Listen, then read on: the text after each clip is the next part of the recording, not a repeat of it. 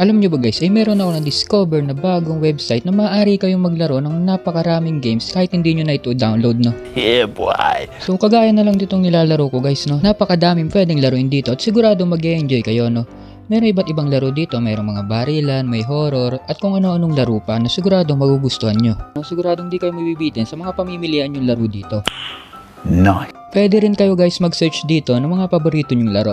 So meron din siya mga categories, may pang mga single player, then may arcade. So ito guys, no, scroll nyo lang, then yung mga new games nila. So halos araw-araw or weekly guys nag-a-add sila ng game dito, no, kaya hindi kayo maboboring dahil sobrang daming pamimilian dito. So may mga simulation, action, 3D, adventure, and yung mga trending games nila, no. So napakadami pa rito guys, no, kayo na lang bahalang mamili kung ano yung magugustuhan nyo.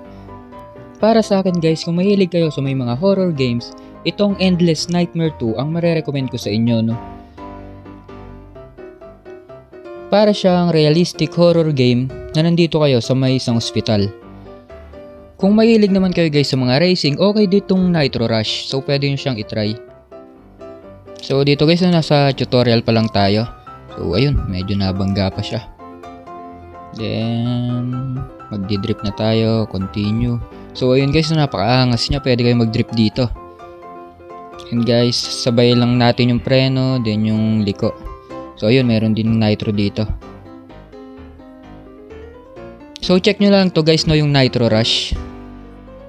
Kung mahilig naman kayo sa mga ninja games, ay marerecommend ko din itong laro na to. So ito siya guys, may mga skills, then may attack, so may jump.